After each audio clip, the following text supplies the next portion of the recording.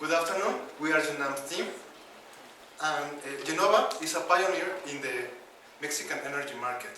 For this reason, it has been developing strategic infrastructure in power generation and natural gas. For this, this enterprise has the necessary qualifications to boot this sector. Genova supplies energy solutions for natural gas in transporting, storage and delivery gas natural to customers who need huge quantities of this hydrocarbon like Pemex, CFE, Gazprom, Shell and other industrials. For all this reason and the following explanations, we issue a buy recommendation for Genova with a target price of 92 pesos year to year per share.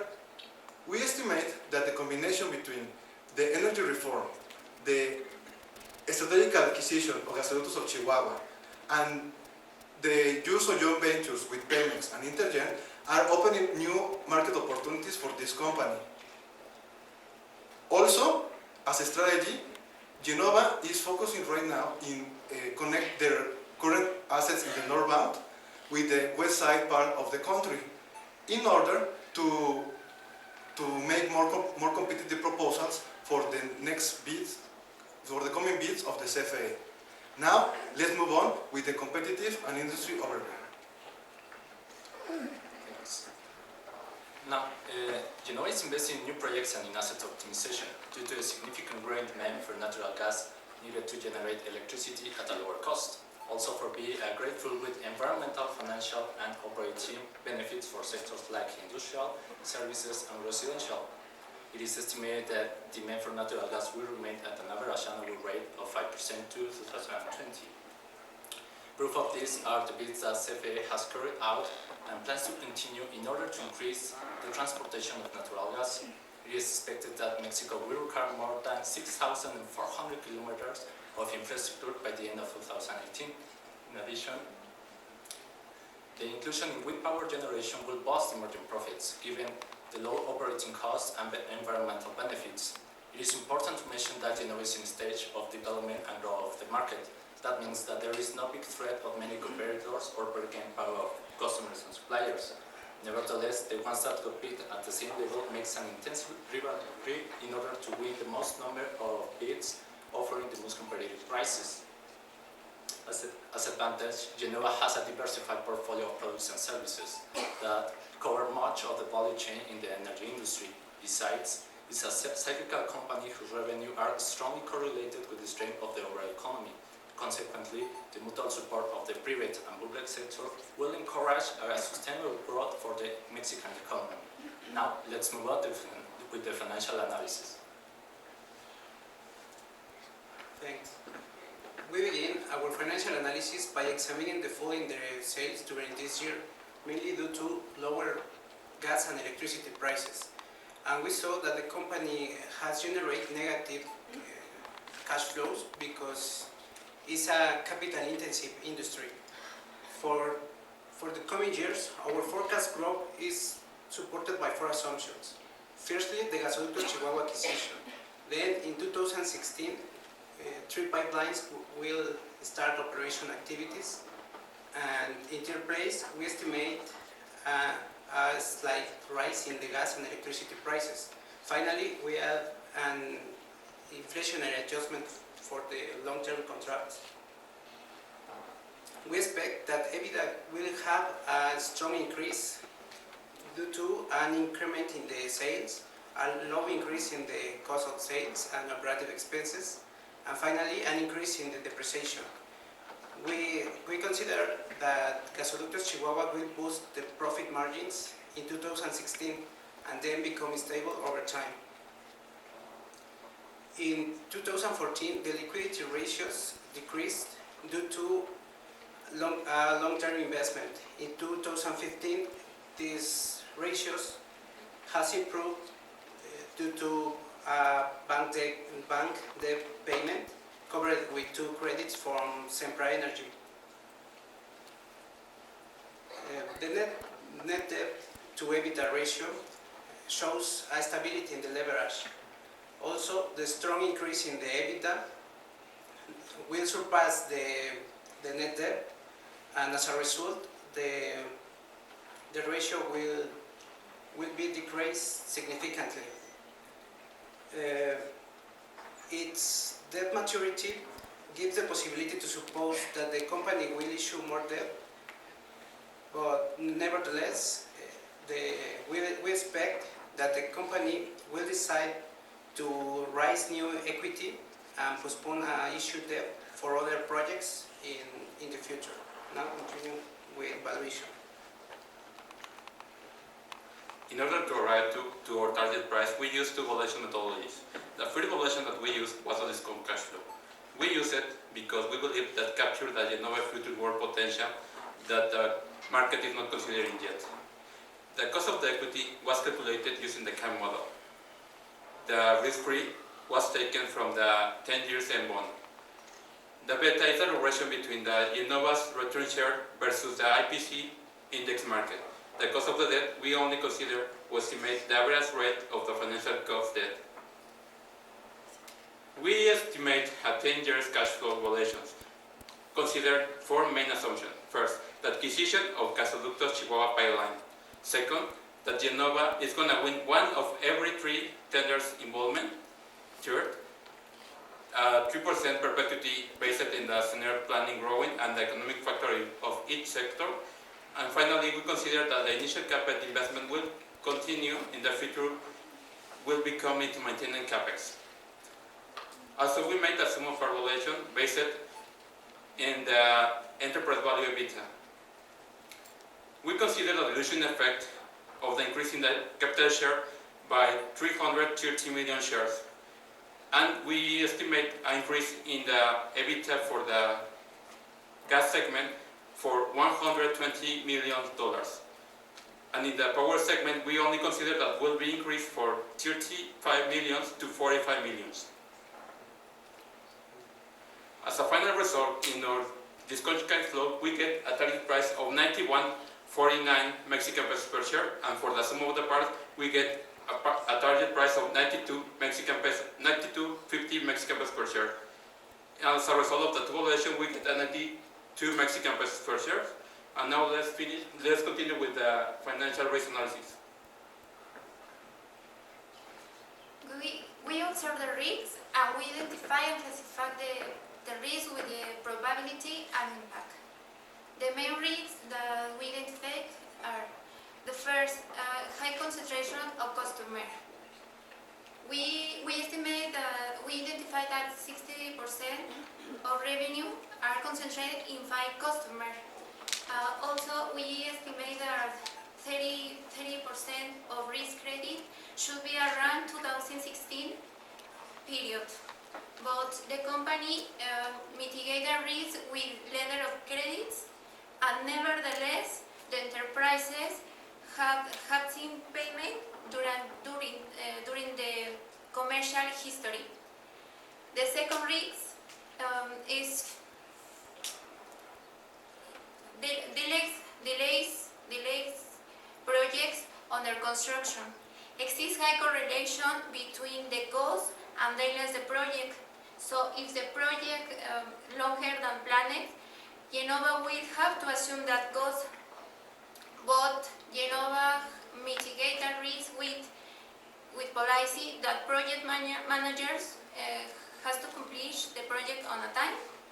And currently, there are no major delays. And finally, the third risk is fluctuation food prices.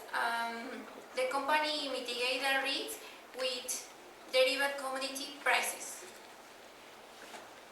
Genova has been growing side to side with the Mexican energy market. For that reason, it has an attractive option for investment, and we estimate that this company has a promising future through energy. Also, it has the technical and financial support from its holding Sempra Energy, and right now is developing more green and sustainable energy projects for Mexico. All of this is our strong recommendation to buy this enterprise. Thank you very much.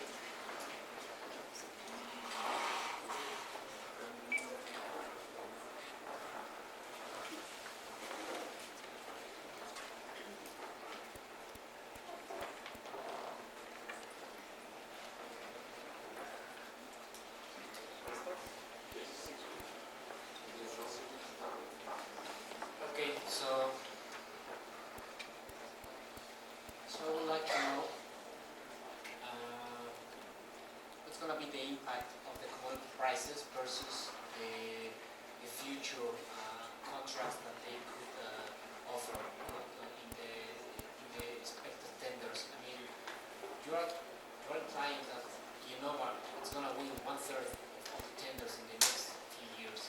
So, but also you are mentioning about the quality of risks, and they are hedging. But how do you explain this in terms of the income revenue breakdown and the possibility of this could affect or benefit the company?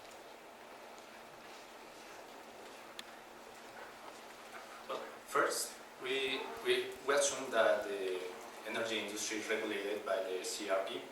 So, depending on that, the prices of commodities will stabilize and the contracts will adjustment with the expected prices of the commodities.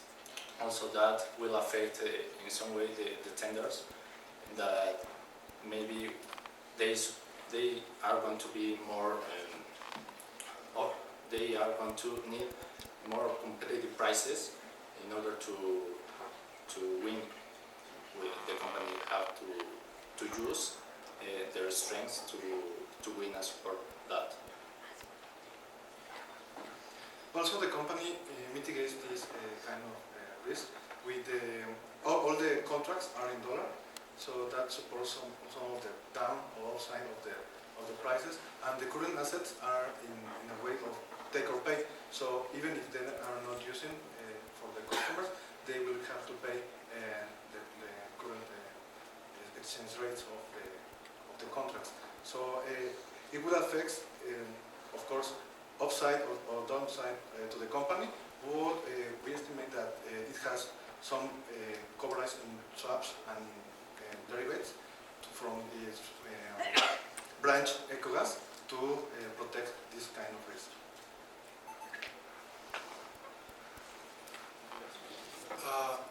Do you know which proportion of the value of the stock in your valuation methodology comes from the perpetuity and which proportion comes from the 10-year discounted cash flows?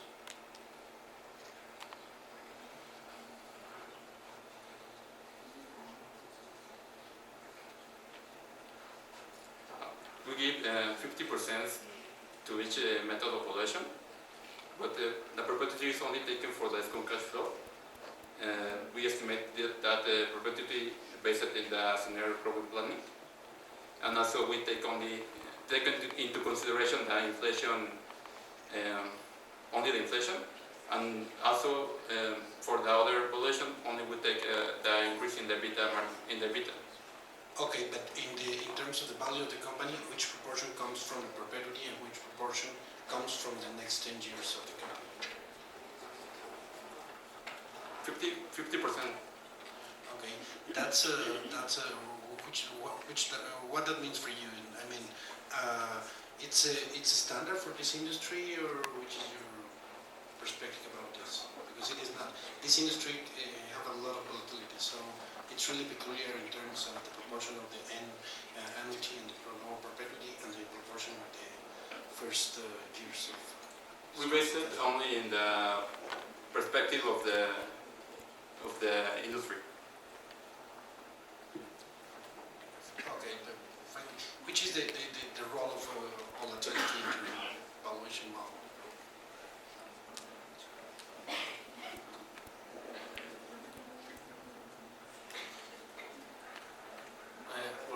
Volatility in general of the market? Volatility in terms of the commodity prices, volatility in terms of rhythm of execution of the project, volatility in terms of potential new players, competitive environment, etc. Okay. We actually assume that this is a high volatility market and the economy in general is not going as planned, no? Or as we wish. So we use a conservative scenario where our rates are high to punish our valuation in order to assume that risk of the volatility in the market, so that not affect much our valuation.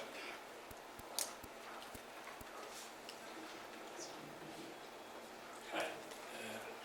You have a buy recommendation with 92 pesos per stock target. But if we look at the historical price of this particular stock during this year, the high that the Innova reached was in the month of April with exactly 92 pesos. However, the low that we did see this year was 69 pesos per stock in the month of September. So my question is, does that mean that the best case scenario that we can see by buying this stock is to reach the high that we did see this year? Don't you think that the upside is higher than that? We think the price is limited because we estimate a rise equity for the next year, and the dilution will limit for the next year the upside. This is our assumption.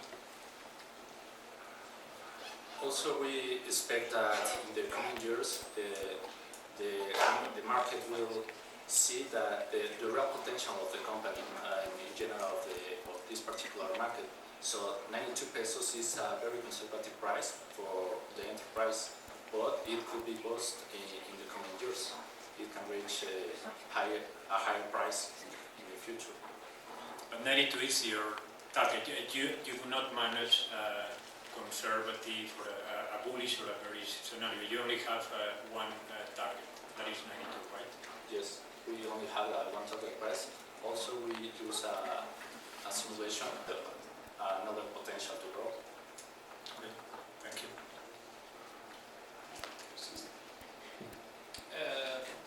Could you talk about the rationale of doing the sum of parts methodology, valuation methodology in this company? Normally, we see this type of valuation in conglomerates with business that are completely different. So I want to know why you decided to go for this. Are the power business and the gas business so different? Does the relative weight of both businesses deserve this kind of valuation? Could you talk about that, please?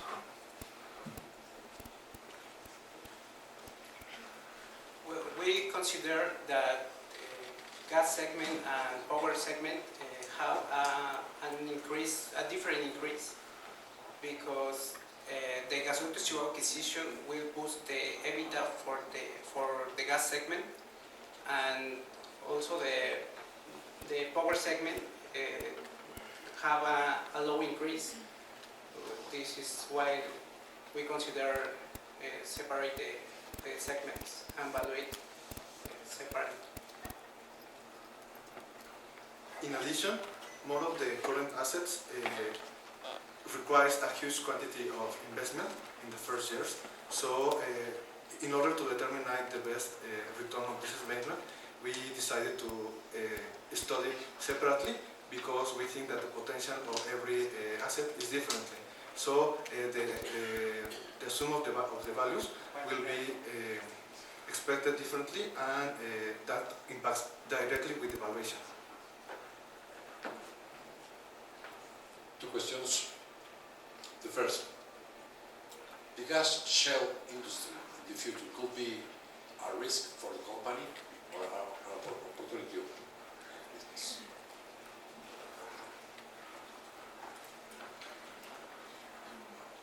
We think that the shell no is a risk for Genova, because the Genova is principal company in Mexico City with the operation and the transportation. Yeah, and in addition, as you can see, Innova's investment in the wind energy as another niche of another niche or another segment. So in the future will be investment also in another portfolio and other things that will be added more value to the company.